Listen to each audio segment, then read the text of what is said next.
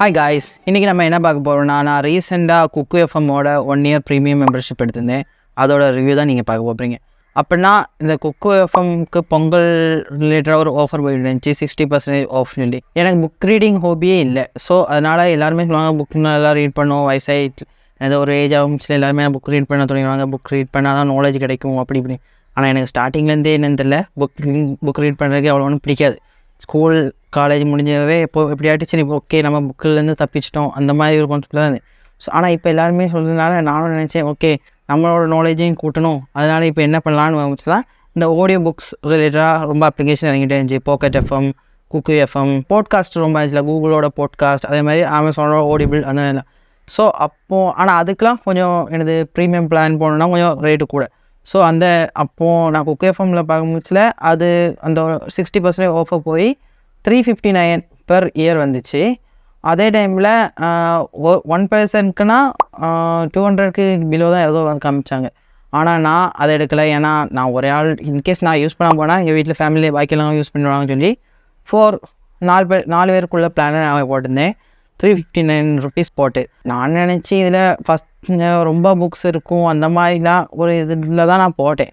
ஆனால் அதுக்கப்புறம் தான் எனக்கு தெரிஞ்சு இதில் புக்ஸ் கொஞ்சம் கம்மி தான் கைஸ். எப்படினாலும் என்னது தமிழில் கண்டென்ட் ரொம்ப இருக்குதுன்னு நினச்சி தான் நான் போட்டேன். ஆனால் தமிழில் இருக்குது, ஆனால் எனக்கு தேவை உள்ள கண்டென்ட் இதில் இருக்கான்னு கேட்டால் சத்தியமாக இல்லை.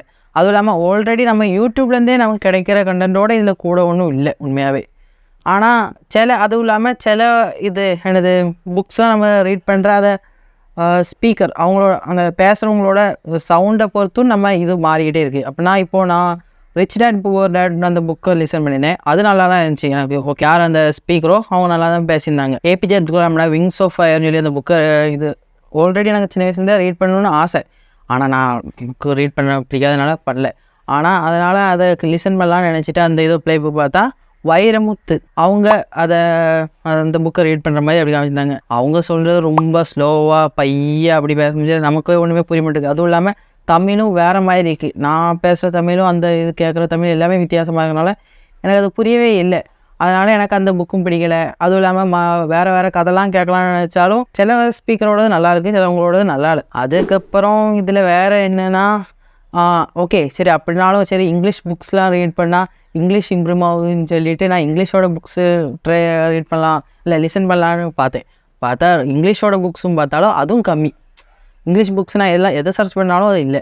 பின்ன ஜெனரல் டாபிக்ஸாக இருந்துச்சு. ஆனால் அதெல்லாம் நமக்கு அதில் பார்க்கறதோட ஆல்ரெடி நமக்கு தெரிஞ்ச என்னது யூடியூப்பில் இருக்கிற கண்டென்ட்டே இதோட கூட இருக்கிற மாதிரி தான் எனக்கு தோணுது. இதில்னா இந்த சின்ன பிள்ளைகளுக்குலாம் அந்த கதைலாம் கேட்கணும்னு ஆசைப்படுறவங்களுக்கு அதெல்லாம் யூஸ்ஃபுல்லாக இருக்கும். அதே மாதிரி கொஞ்சம் வயசானவங்களுக்கு. ஆனாலும் எப்படினாலும் போட்டுட்டும் அவ்வளோ ஒன்றும் யூஸ்ஃபுல்லாக எனக்கு தோணலை. பின்ன எனக்கு நமக்கு தெரிஞ்சதோட எக்ஸ்ட்ராலேருந்து ஒன்றும் கிடைக்கல. ஆல்ரெடி நமக்கு தெரிஞ்ச விஷயத்தே தான் அதுலேருந்து கேட்குற மாதிரியே இருக்குது. ஏன்னா யூடியூப் ஃபுல்லாக இப்போ அப்டேட்டட், நமக்கு டெய்லி புது கண்டென்ட் கிடச்சிட்டே இருக்குது, நியூ கண்டென்ட் கிடைக்கும். ஆனால் அதில் எல்லாமே பழைய கண்டென்ட். அதுதான் எனக்கு இதுதான் ஒரு மெயின் ரீசன் அதனால நான் புக்கு ரீட் பண்ணாதது காரணமே. ஏன்னா எனக்கு புக்கு என்னன்னாலே எனக்கு எப்படி தோணுன்னா அது ரொம்ப ஏதோ பழைய கண்டென்ட் அந்த மாதிரியே ஒரு ஃபீல் தந்துட்டுருக்கும். எனக்கு இந்த ஆடியோ புக்ஸ் கேட்ட முடிச்சுட்டு எனக்கு அப்படி தான் இருந்துச்சு. ஆனால் எல்லாருக்குமே அப்படி இருக்குமா கேட்டால் தெரியாது. சிலவங்களுக்கு ரொம்ப பழைய கண்டென்ட்லாம் தெரியும், ஹிஸ்ட்ரிலாம் தெரியும்னு ஆசைப்படுவாங்க. அவங்களுக்குலாம் இது யூஸ்ஃபுல்லாக இருக்கும். அதுவும் இல்லாமல் இன்னும் கொஞ்சம் நாலேஜபிளாக ஆகணும். ஆனால் அப்படின்னாலும் நான் ஐ திங்க் இப்போலாம் இந்த ஆடியோ புக்ஸோட நம்ம டைரெக்டாக புக்ஸ் வாங்கி படிக்கிறது தான் நல்லதுன்னு நினைக்கிறேன். அதுக்கு ஆல்டர்னேட்டிவாக இதுன்னு நினச்சா இது ஒரு குட் டிசிஷனே இல்லை. ஏன்னா அதுதான் பெஸ்ட்டு. நான் அதுக்கு பதிலாக இது எடுத்தது, எனக்கு புக்குக்கு பதிலாக இதுக்கு போகலான்னு நினச்சது எடுத்தது தான்.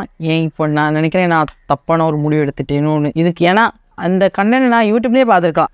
அதை ஆடியோ புக்ஸாக வேணால் எனக்கு அந்த புக்கோட ரிவ்யூலாம் நான் பார்த்துக்கலாம். ஆனால் நான் நினச்சேன் இதில் ரொம்ப இருக்கும். அவங்கள அந்த ஈச் பேஜ் 1 by 1 அவங்க ரீட் பண்ணுவாங்க, அப்போ நமக்கு அந்த ஃபுல் நாலேஜ் கிடச்சிரும் இப்படிலாம் நினச்சேன்.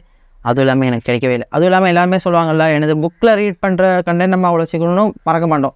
ஆனால் நம்ம லிசன் பண்ணுற கண்டென்ட்லாம் அவ்வளோ சீக்கிரம் ஞாபகம் இருக்குமா கேட்டால் சீக்கிரம் மறந்து போயிடும். அதான் உண்மை.